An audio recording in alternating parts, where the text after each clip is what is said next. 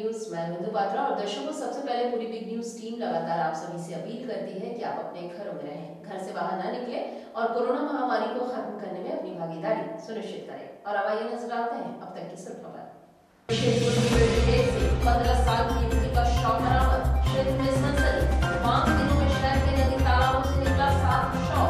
राष्ट्रीय जनता दल यूनाइटेड के द्वारा क्या पार्टी का विस्तार, मोहम्मद रजीउल्लाह बने प्रदेश अध्यक्ष। कांग्रेस के विरोध में All India Democratic Student Organisation के द्वारा प्रतिवाद दिवस के तहत एक टीवी पर लगाया गया दस्तावेज।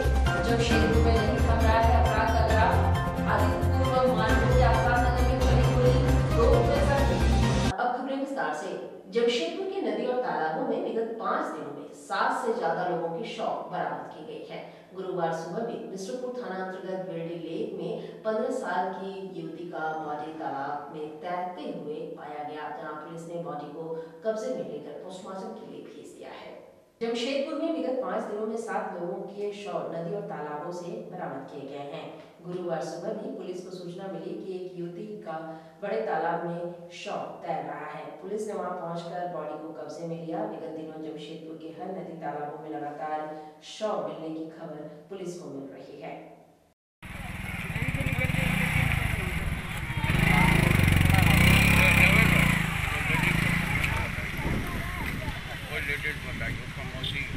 वो क्या नाम था? कुछ 8 बजे से आए हैं, पता चूसना। हम लोग तो 8 बजे ड्यूटी चढ़े हैं। मैं ऐसा रामनंदन प्रसाद पीसीआर में हूँ। हम 8 बजे ड्यूटी चढ़े। क्या पता चला लड़की कहाँ की रहने वाली थी? 8 बजे ड्यूटी चढ़े, पता चला कि दत्ती टिल्लो में तालाब में एक लाश है, उसको देख रेख कीजिएगा। हम लोग आए यहाँ, उसके बाद कंट्रोल को खबर कीजिए। मिसिंग बताया कि साक्षी एरिया का एक मिसिंग है, उसके अनुसार उसका पता किया गया। गार्जियन उसका सब आ गया है। अभी तत्काल क्या बोलता है MGM हॉस्पिटल उसको ले गया। क्या नाम था लड़की का? नाम लड़की के तो नहीं पूछ सके हैं, हम नहीं बताए हैं। आयु जो है केस का थाना का वही बता सकते हैं। उम्र कितना होगा? उम्र यही 15-16 साल है।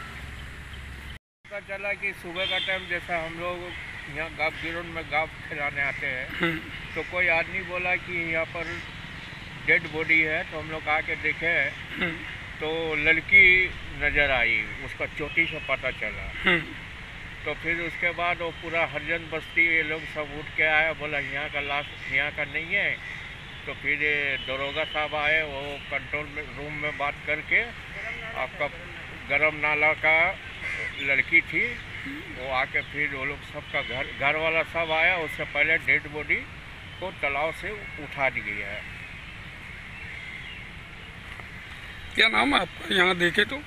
और यहाँ आपको बताते चले कि राष्ट्रीय जनता दल यूनाइटेड पार्टी के द्वारा पूरे झारखंड में पार्टी को मजबूती प्रदान करने के उद्देश्य से सदस्यता ग्रहण समारोह का आयोजन किया जा रहा है। इसी कड़ी में जमशेदपुर में भी ये आयोजन किया गया, जहां मोहम्मद रजीउल्लाह खान को प्रदेश अध्यक्ष मनोनीत कर दिया गया है।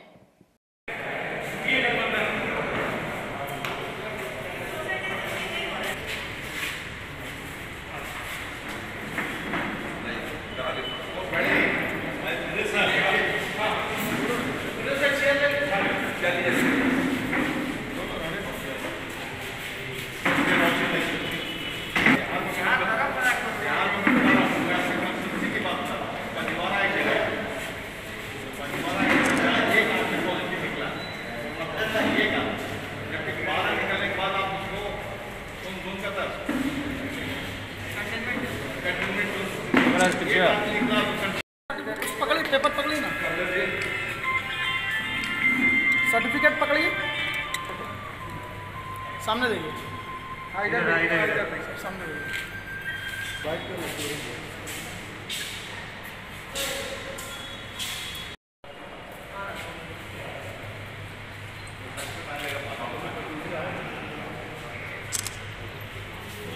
राष्ट्रीय जनता दल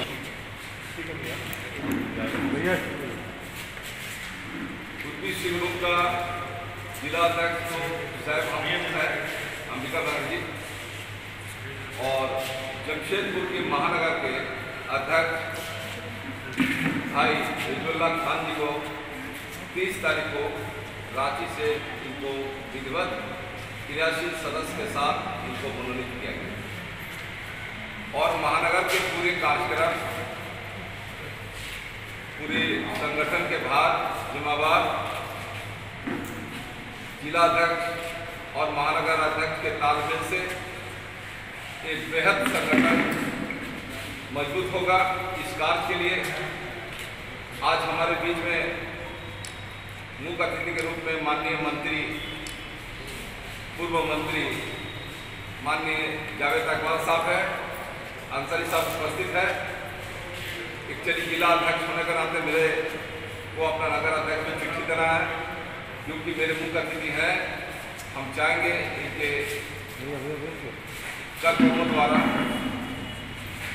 आज हमारे महानगर का जो ताज महल है भाई बिजोल्ला खान को एक चिट्ठी निर्गत करेंगे, जो कि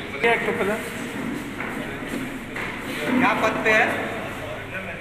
महानगर अध्यक्ष।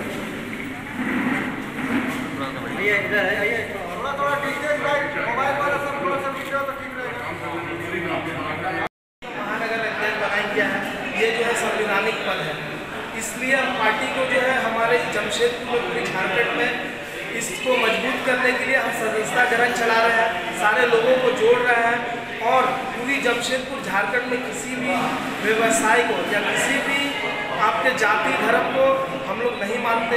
कोई भी चीज़ को, हमारी जो सुप्रीमो है वो गरीब गुरबाओं की पार्टी है, वो इस पार्टी के निर्देशक अनुसार जितने भी गरीब गुरबा, पिछड़ा और दलित की पार्टी है उनको हम मेरी तरफ से हम सबको मदद करेंगे।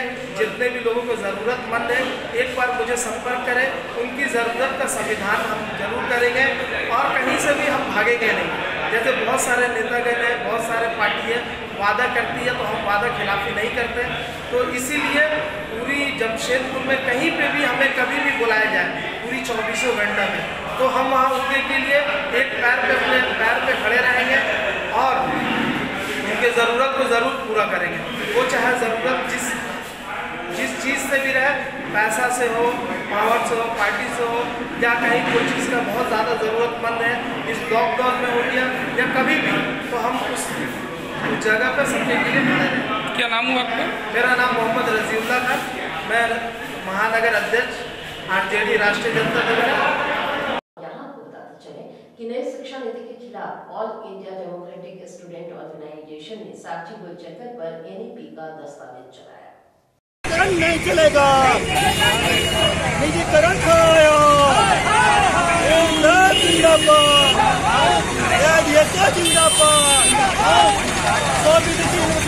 नहीं चलेगा, व्यवसाय करने के लिए कोई विदेशी यूनिवर्सिटी बुलाना नहीं चलेगा, शिक्षा को बर्बाद करना नहीं चलेगा। जिंदाबाद, शिक्षा नीति शिक्षा का व्यापारीकरण बंद करो, शिक्षा का निजीकरण बंद करो, लाना नहीं चलेगा। बंद करो, बंद करो, बंद करो, बंद नहीं चले, चले दो, नहीं चलेगा, लाना नहीं चलेगा। आंगनबाड़ी में शिक्षा को लेकर शिक्षा को बर्बाद करना नहीं चाहेंगे। व्यापारीकरण बंद करो, बंद करो, शिक्षा नीति में व्यापारीकरण बंद करो,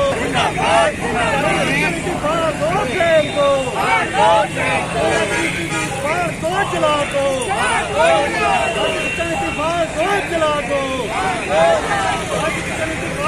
चला दो, शिक्षा का व्यापारीकरण बंद करो, शिक्षा का व्यापारीकरण बंद करो।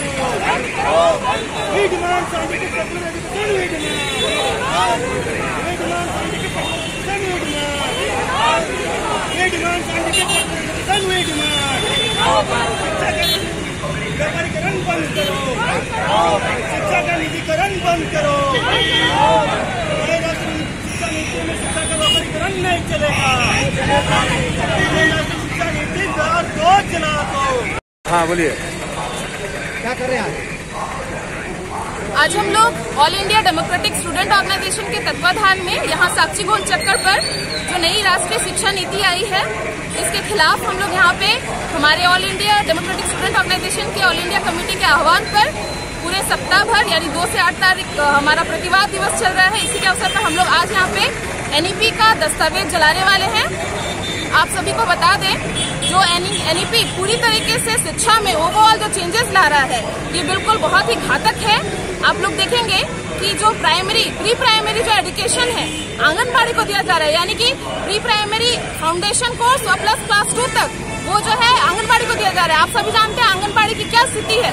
वहाँ पे जो सेविकाएं हैं वे जो है प्रशिक्षित नहीं है। एक तो उनको मतदान से लेकर के काफी सारे काम रहते हैं, इस पर उनको और अलग से बोझ दिया जा रहा है। आप समझ ही सकते हैं, सभी अभिभावक चाहते हैं कि उसके बच्चे अच्छे से पढ़े और उनकी जो आधार है वो मजबूत हो, लेकिन ये जो आंगनबाड़ियों में दिया जा रहा है इससे क्या होगा? मजबूर होंगे अभिभावक, वे जो है प्राइवेट स्कूलों में ही बच्चों को भेजेंगे। इससे जो शिक्षा और महंगी होगी और बदतर हालत होगा।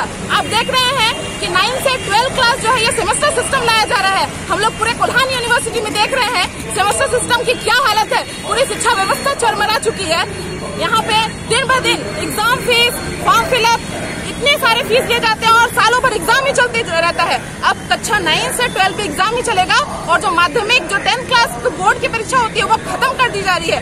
तो ये बिल्कुल जो है चौतरफा हमला है शिक्षा के ऊपर। शिक्षा का निजीकरण किया जा रहा है, शिक्षा का व्यापारीकरण किया जा रहा है। और साथ ही मैं बता दूं, ये NEP ये कहता है कि कुछ अनुमानित परिकल्पनाओं को, यानी कि जिनका वैज्ञानिक आधार नहीं है, उनको पाठ्यक्रम में समाहित किया जाएगा। यानी कि वैज्ञानिक चिंतन को भी लाया जाएगा। कोई भी हमारा हिस्ट्री हो, ज्योग्राफी हो, आर्ट साइंस, कोई भी फैकल्टी का सब्जेक्ट है, सभी एक जो है वैज्ञानिक मापदंड पे आधारित सटीक जो है वो प्रमाणित सत्य के आधार पर शिक्षा व्यवस्था है।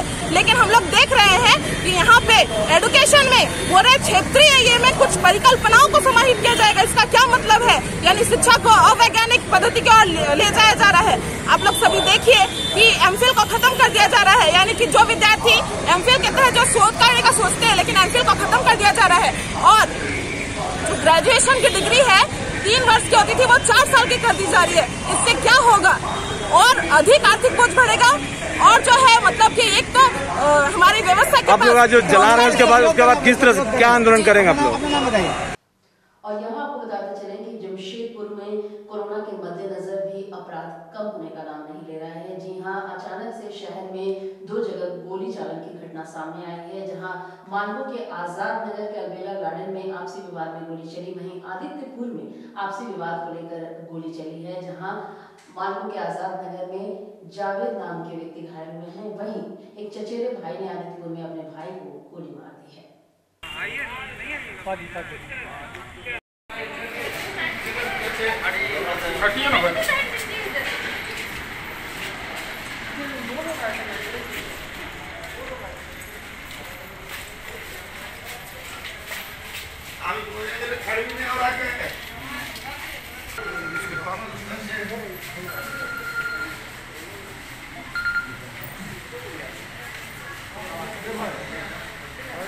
सब सेटिंग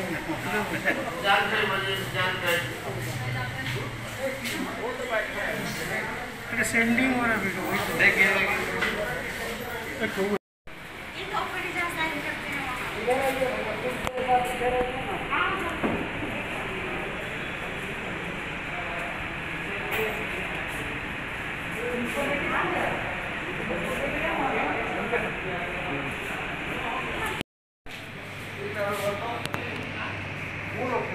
चलो ले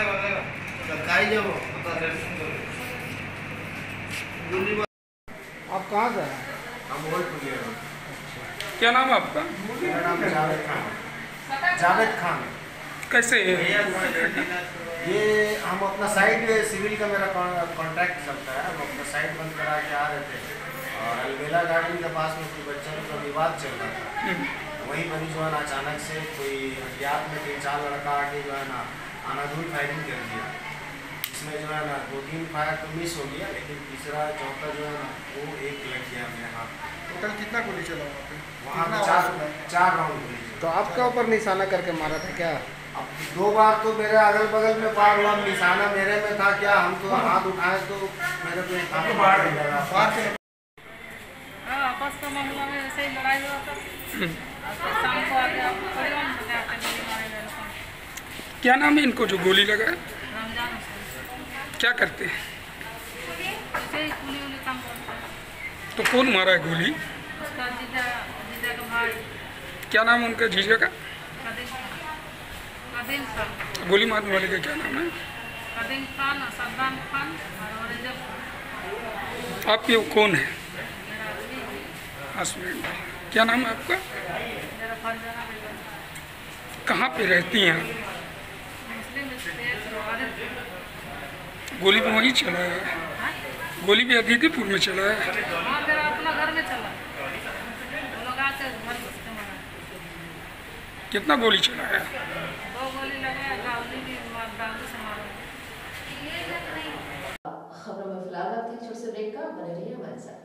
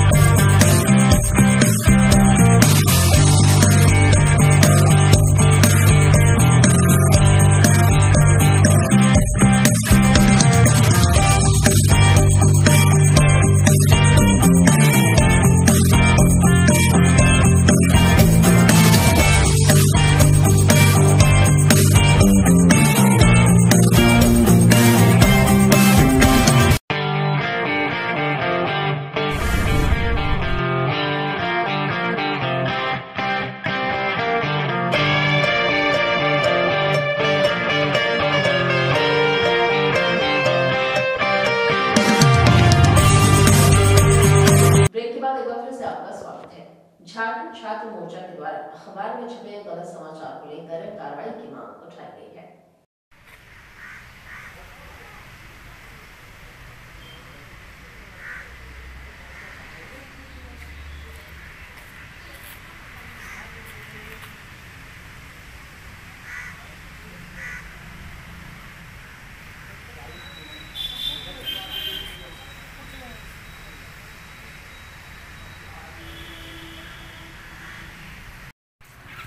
कुछ ज्ञापन बनाई है? हम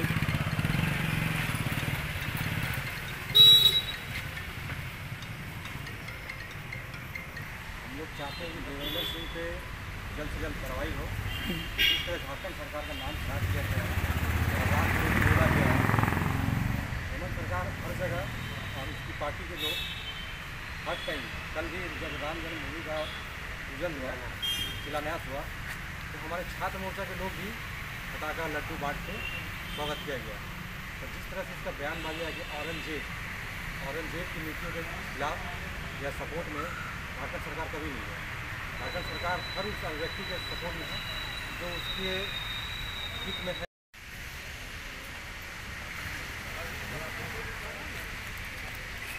हाँ बताइए, किस मामला को लेकर आए हैं?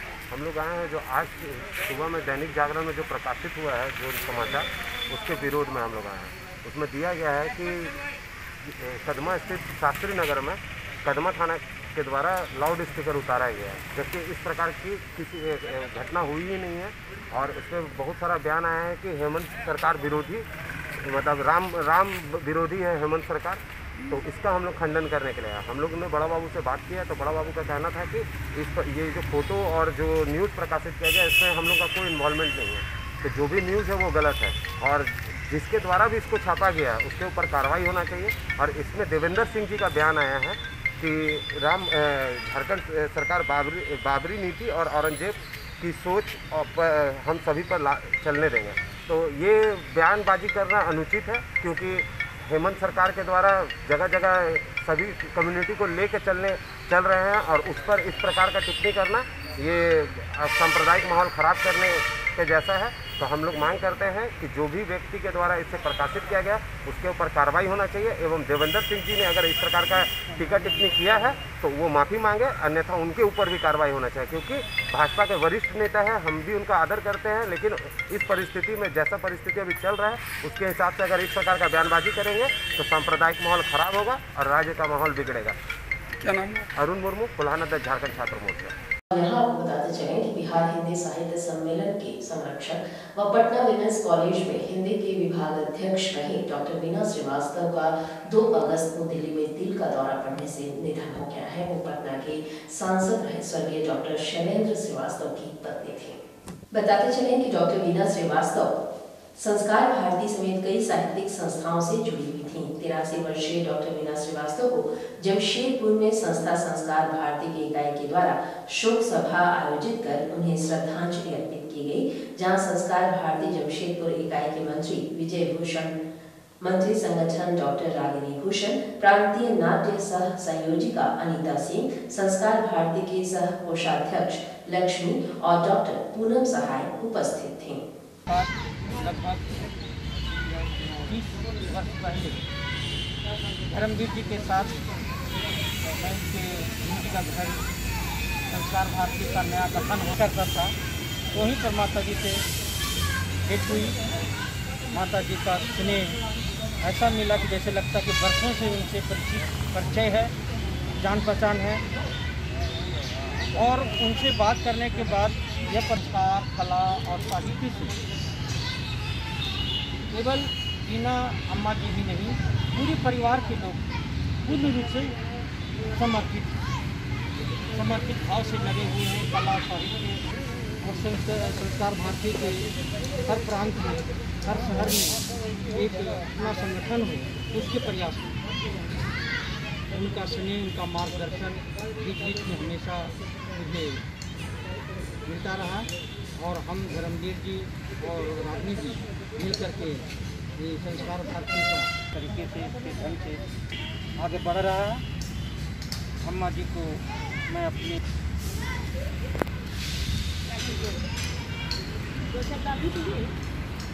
अम्मा से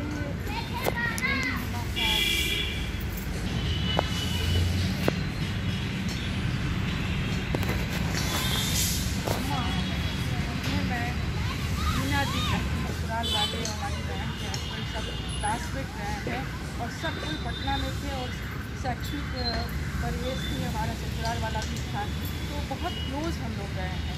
इसलिए आज उनसे अचानक जब हमको उनके नहीं रहने की सूचना मिली तो हद सी हो गई कि कैसे हुआ, क्योंकि अभी तो वो बहुत बड़ी बात है। हम सब उनके आभारी रहेंगे और उनकी स्मृति में हमेशा हमारा नमन होगा। तो जमशेदपुर आए तो धर्मवीर जी ने उन्हें बताया होगा और प्रभाकर जी ने बताया होगा कि डॉक्टर ओम प्रकाश बेटी यहीं पर है। और मेरे पिताजी से बेटी का बहुत बुरा विचार। आश्चर्य देखिए कि मुझको तुलसी भवन से फोन आया तो मैंने कहा दद्दू हैं तो भजन यहीं करेंगे, तो सब वगैरह सब आई को उस दिन मैंने पहली बार जाना। तो अचानक 2-3 दिन वो रहे तो उस दिन ये प्रोग्राम होगा, ये भी तय हो गया, ये होगा, ये बनेगा। वैटेनी जी भी शायद हमारे साथ थी, तो मुझे कहा नहीं बेटा तुम मत बोल देना। मैंने कहा नहीं करती, मैं तो बन ही नहीं सकती। लेकिन उन्होंने इतना अपना बाण सब छोड़े तो तुम्हीं को संचालन करना पड़ेगा। विजय जी को याद होगा, मुझको फिर 104 बुखार और उस दिन खाना भी सब लोगों ने साथ खाया। तो फिर बोले कि अच्छा देख लो, इन्होंने भी मुझको बहुत कोशिश की दवाई देने की, लेकिन दवाई दिए थोड़ा सा भी उतर जाएगा तो मैं खड़ी नहीं कर। स्थिति ऐसी हो गई कि मैं नहीं जा पाई। तो जूही के हस्बैंड मेरे पास आए, बेटे SNTI में होना था कि तुलसी भवन में, ये मुझे आज मिला तुलसी भवन में, क्योंकि मैं उसमें गई नहीं। वो बोले कि देखिए ना अब मुझे कहा जा रहा है कि संचालन करके आप क्या क्या बोलती वो मुझे ज़रा लिखवा दीजिए। मैंने जैसे तैसे उनको लिखवाया, उन्होंने ही संचालन किया। इसके बाद जब जूही से बहुत परिचय हुआ तो जूही बहुत अपनी आत्मीय हो गई। तो आदरणीय बाबूजी की जब मृत्यु हुई तो वो एक किताब का संपादन कर रही थी। उसमें बोली कि दीदी मैं चाहती हूँ कि इसमें संस्कृति की किताब है, आप कुछ लिखिए। तो मैंने फिर अपना लेख लिखा। उसी संदर्भ में मेरे को बीना दी से, अम्मा जी से परिचय। मैं तो इनको डॉक्टर बीना श्रीवास्तव के नाम से जानती थी और बहुत बहुत बहुत पहले से नाम सुना हुआ था। और ये जो पटना वाले लोग थे ना हमारे कॉलेज में, ये हमेशा उनकी बात किया करते थे, बीना श्रीवास्तव जी ऐसी थी। तो हम भी पटना गए थे। सुधा पांडे और बीना दी मिलकर के मोहन राकेश के आगे वो भी किया। और तो एस्कॉन में कंपटीशन था पूरे बिहार से जॉब था, तो मैं बच्चों को लेके गई हुई थी। अरे जी का लड़का था और मेरे गाँव की लड़की थी। अब मुझे ही भेजा गया था टीम मैनेजर बना के। तब मैंने थोड़ी सी झलक देखी, अरे जरूर बीना की कोई तो होगी। तो उस समय देखी ये जूही की मम्मी है, ये मुझे पता ही नहीं। मतलब अलग अलग सबको पहचानती थी, अम्मा जी अलग हैं, ये जूही की माता जी हैं। ये मुझे कब पता चला, जब उनकी ये सिनेमा वाली पुस्तक थी उसमें। और जब अम्मा आने लगी, पहला परिचय मेरा हुआ उनसे फेस टू फेस इसमें पिकनिक में।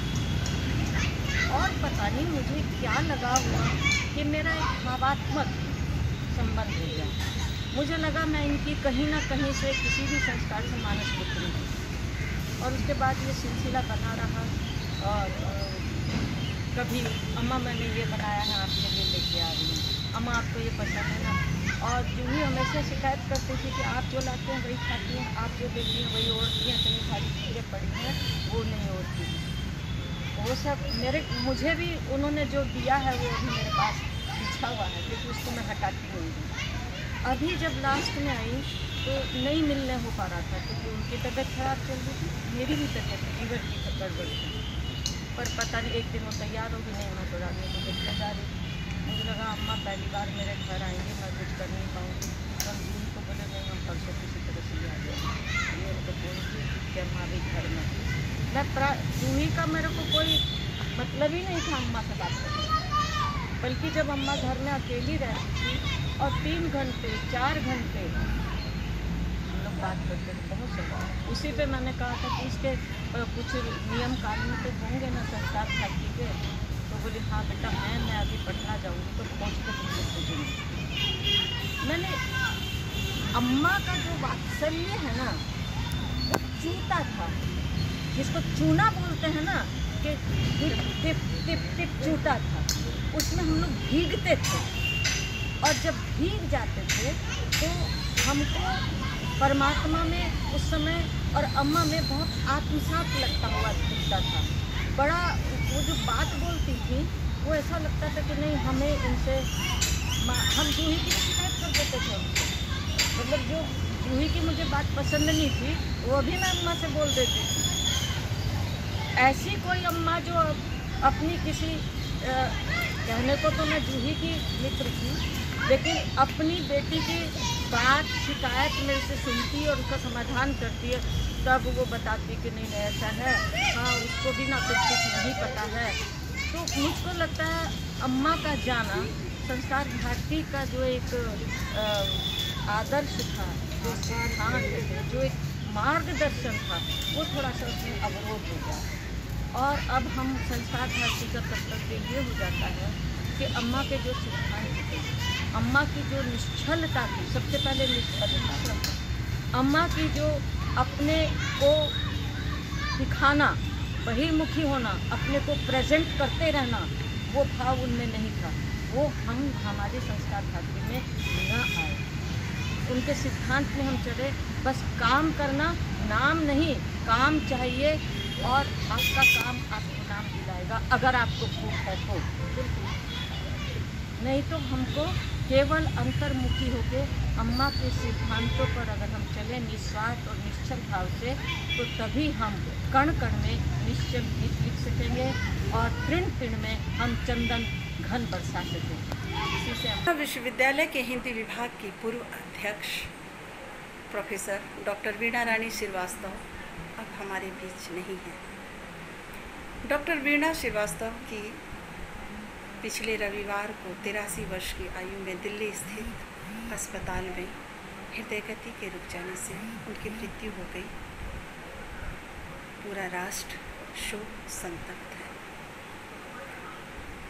डॉक्टर वीणा श्रीवास्तव पद्म सम्मान से विभूषित प्रख्यात साहित्यकार तिलका मांझी विश्वविद्यालय भागलपुर के पूर्व कुलपति और पटना के पूर्व सांसद प्रोफेसर शैलेंद्र नाथ श्रीवास्तव की पत्नी थी। वे बिहार हिंदी साहित्य सम्मेलन की संरक्षक और सदस्य भी थी। डॉक्टर श्रीवास्तव संस्कार भारती की राष्ट्रीय कार्यकारिणी सदस्य थी और आजीवन संस्कार भारती से जुड़ी रही। वो अपने आप में एक इंस्टीट्यूशन थी, बहुमुखी प्रतिभा की धनी डॉक्टर वीणा श्रीवास्तव ज्ञान की भंडार थी, प्रेरणा की स्रोत थी, दया की मूर्ति थी। आज जमशेदपुर संस्कार भारती की इकाई की तरफ से बहुत ही शोक संतप्त हृदय से उन्हें श्रद्धांजलि दी गई। दिल से सभी रो रहे थे, क्योंकि कहीं न कहीं सभी लोग उनके सानिध्य में रहे, उनसे सीखे, उनके ममता से ओतप्रोत रह चुके थे। डॉक्टर वीणा श्रीवास्तव के आसपास रहने से भी एक अद्भुत ज्योतिपुंज महसूस होता था। लगता था जैसे एक बहुत बड़ी ऊर्जा उनसे निकलकर हमारे अंदर समाहित हो रही है। जमशेदपुर संस्कार भारती की तरफ से हम सभी उनका बहुत ही सम्मानपूर्वक उन्हें श्रद्धा सुमन अर्पित करते हैं। और इधर मानव विकास समिति के तत्वाधान में पवित्र अयोध्यापुरी में मर्यादा पुरुषोत्तम श्री राम के भव्य मंदिर निर्माण के शिलान्यास की खुशी में दीपोत्सव का आयोजन किया गया। इस अवसर पर पूरे मोहल्ले में विद्युत सज्जा की गई, जहां जगह जगह दीप मालिका से स्वास्तिक बनाया गया। इस अवसर पर समिति के अध्यक्ष ओंकार नाथ सिंह ने श्री राम प्रभु के मंदिर निर्माण पर हार्दिक प्रसन्नता व्यक्त करते हुए कहा कि स्वयं श्री राम प्रभु की कृपा और बजरंगबली की दया से भगवान श्री राम के मंदिर निर्माण का शुभारंभ हुआ। ये 130 करोड़ देशवासियों और समस्त विश्व के देशों और वहां के नागरिकों के गौरव का प्रतीक है। यह संपूर्ण देश को एकता, प्रेम और भाईचारे के सूत्र में बांधने का कार्य करेगा। यह विश्व स्तर का पर्यटन स्थल बनेगा और सामाजिक, धार्मिक और आर्थिक गतिविधियों का केंद्र भी बनेगा। और इधर विश्व हिंदू परिषद के द्वारा कदमा स्थित मंदिरों के साथ साथ सभी बड़े गुल चक्कर पर दीप जलाकर जश्न मनाया गया।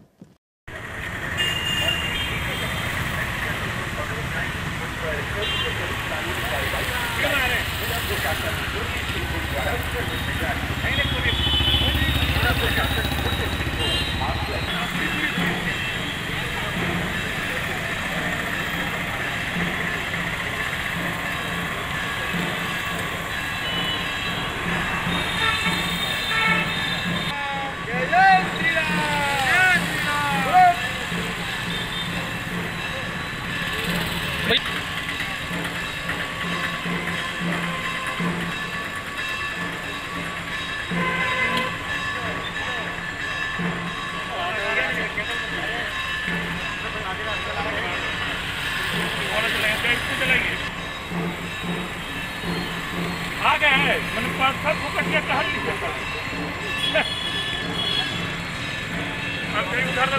भेज देंगे मेरे को भेजिए तब ना मत श्री राम जय श्री राम श्री रामचंद्र की श्री रामचंद्र की तरफ से यह आज खुशी मनाने का आयोजन हुआ है और विश्व हिंदू परिषद इस राम जन्मभूमि आंदोलन में शुरू से लगी रही और आज भारत के जनमानस का प्रकटीकरण हुआ है और आज राम जन्मभूमि जो मंदिर है उसका भूमि पूजन हुआ है। इस अवसर पर इस कदमा नगर में 9 स्थानों पर सभी बड़े गोल चक्कर यहाँ पर जलाएंगे और सभी मंदिरों में सज्जा हो रही है। जैसे कि आप पीछे देखेंगे इस मंदिर में भी सज्जा हुई है, सभी जगह दीप जल रहा है और पूरे अपने जमशेदपुर में यह करीब 221 स्थानों पर दीप प्रज्वलन का कार्यक्रम है और सभी बड़े और छोटे मंदिरों में विद्युत की सज्जा की गई है और मंदिर में भी पंडित जी और कमेटियों को आग्रह किया गया, सभी दीप जला रहे हैं। जैसे कि आप देखेंगे पीछे रंकनी मंदिर में भी वहाँ की कमेटी दीप जलाकर कर रही है। बहुत लोगों को शंका रहती थी कि कांग्रेस के लोग तो देखेंगे मंत्री जी की तरफ से भी आह्वान हुआ है, तो सभी पार्टी सभी लोग, कोई धर्म जाति का भेद नहीं रहा है, प्रांत का भेद नहीं है, भाषा का भेद नहीं है, सभी लोग मिलकर राम जन्मभूमि मंदिर का उत्सव मना रहे हैं। अवसर पर हम भूलना नहीं चाहेंगे अपने उन बलिदानियों को, जिन्होंने हरदम इस मंदिर के लिए सतत संघर्ष किया और अपना बलिदान दिया। 490 वर्षों में 73 युद्ध हुए हैं और करीब 2.5 लाख से ऊपर लोगों ने बलिदान दिया है। यह पुराने समय में और हाल के समय में भी हम देखेंगे कि 1947 के बाद से सैकड़ों लोगों ने बलिदान दिया। 1992 को भी सैकड़ों लोगों पर गोलियां चली, दर्जनों लोग हताहत हुए थे। उन सभी बलिदानियों को भी सब हम हाथ जोड़कर आज प्रणाम करते हैं, अपनी श्रद्धा करते हैं कि उन्होंने इसके लिए सतत संघर्ष किया, एक आक्रांता बाबर का पाप को मिटाने के लिए, और भारत का सर्व समाज इसका आज स्वागत करता है। पूरा नाम बता दीजिए। प्रसेनजीत तिवारी। और यहाँ आपको बताते चले कि inner wheel club of Jamshedpur के द्वारा मनाए जा रहे हैं स्तनपान सप्ताह के तहत डॉक्टर शिखा रानी के द्वारा स्तनपान के महत्व के बारे में जानकारी दी गई। और पहले तो हम लोग बस्ती बस्ती में जाते थे और वहाँ हमारी पास प्रेसिडेंट्स, हमारी कन्वीनर्स हैं नलिनी राममूर्ति जी और वर्षा गांधी जी, ये कम्युनिटी सेंटर्स में जाती थी और गांव में जाती थी और स्तनपान के बारे में बताती थी और लोगों में अवेयरनेस क्रिएट करती थी, इसके क्या एडवांटेजेस हैं, क्या डिसएडवांटेजेस हैं। बट इस साल कोविड की वजह से हम बस्ती बस्ती जा नहीं पा रहे हैं क्योंकि हमें सोशल डिस्टेंसिंग मेंटेन करना पड़ रहा है। इसलिए हम चाहते हैं कि इस माध्यम से, मीडिया के माध्यम से हम लोगों तक स्तनपान की आवश्यकता के बारे में लोगों को जागरूक कर सकें। तो इसलिए आज हम रिक्वेस्ट करेंगे मिस नलिनी जी राममूर्ति जी को और मिस वर्षा गांधी जी को कि हमें कुछ इस ब्रेस्ट फीडिंग। आज हम सब यहाँ एकत्रित हुए हैं स्तनपान के गुणों के बारे में जानने के लिए। सच पूछिए तो कहा जाता है कि माँ का दूध बच्चे के लिए अमृत है। यह सही में अमृत है, क्योंकि जब शिशु जन्म लेता है तो वह इस स्थिति में नहीं रहता है कि बाहर का कोई भी आहार वह ग्रहण कर सके या उसे पचा सके। साथ ही शिशु की इम्यूनिटी भी नहीं रहती है कि वह बाहर के रोगों से लड़ सके। लेकिन दूध, माँ का दूध एक ऐसी चीज़ है जो कि बच्चे को हर चीज़ जो भी उसको आवश्यकता है, उसको कैलोरी की आवश्यकता है, प्रोटीन की आवश्यकता है, विटामिन्स की आवश्यकता है, बीमारी से लड़ने के लिए इम्यूनोग्लोबुलिन की आवश्यकता है, सब कुछ देता है। माँ का दूध एक ऐसा आहार है जो कि हर समय उपलब्ध है। आप डिब्बे का दूध बनाएंगे, उठेंगे, पानी गर्म करेंगे, बोतल उबालेंगे, फिर उसको बना करके देंगे, फिर भी बच्चे को जो हर चीज़ की ज़रूरत है वो नहीं मिलेगा। आप गाय या भैंस का दूध देंगे, गाय या भैंस दूध का जो प्रोटीन होता है वह हैवी होता है, बच्चे को पचने में परेशानी होती है, प्लस उससे कई बार बच्चों को बाद में एलर्जी की बीमारियां हो सकती हैं। जो बच्चे माँ का दूध पीते हैं उन्हें बाद की ज़िंदगी में एलर्जी का अस्थमा आदि होने का चांसेस बहुत कम होता है। माँ के दूध में जो एंटीबॉडी रहती है वह डिब्बे के दूध में नहीं रहती है।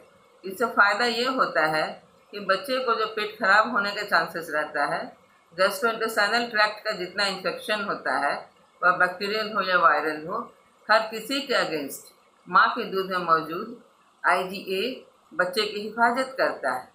ख़ास तौर से जो पहले 2 दिन का पीला दूध होता है, जिसे कोलोस्ट्रम कहते हैं, उसमें तो यह बहुत ही ज़्यादा मात्रा में पाया जाता है। माँ के दूध में casein, lactoalbumin, lactoferrin, calcium, potassium की काफ़ी मात्रा रहती है, जिस कारण बच्चा मजबूत होता है।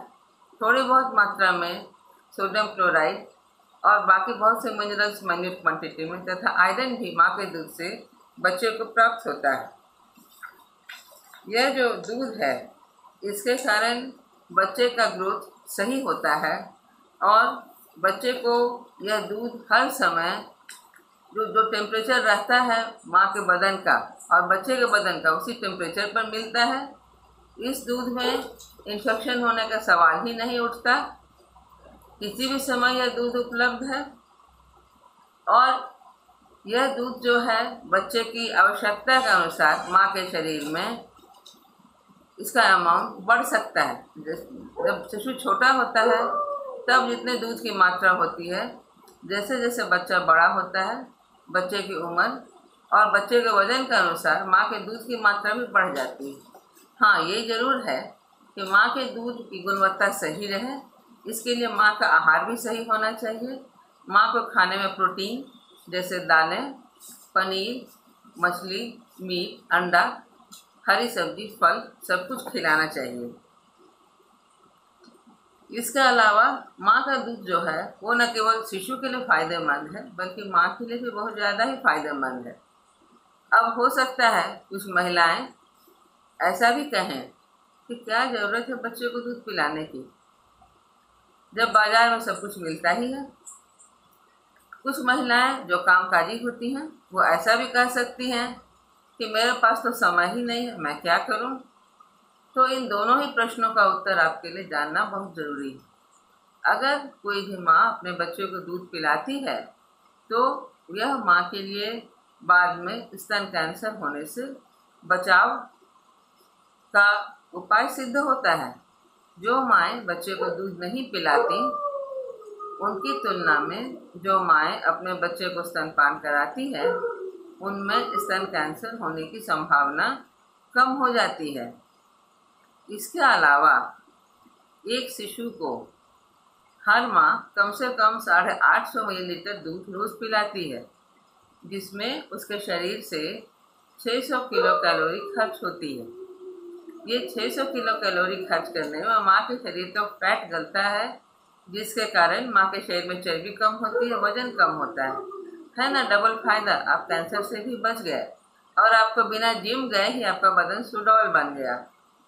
वैसे अगर आप कहें कि स्तनपान हम कैसे कराएं, हमको काम करना है, हमको बाहर जाना है, तो आज की तारीख में आपकी जानकारी के लिए यह बता दूं कि ऐसी मशीन आ गई है जिसको लगा करके माँ के दूध या फिर ऐसे स्वयं भी दूध को स्तन से एक्सप्रेस करके एक्सप्रेस्ड मिल्क को बॉटल से भर के फ्रिज में रख दिया जाता है और बच्चे की आवश्यकता अनुसार बच्चे को पिलाया जा सकता है।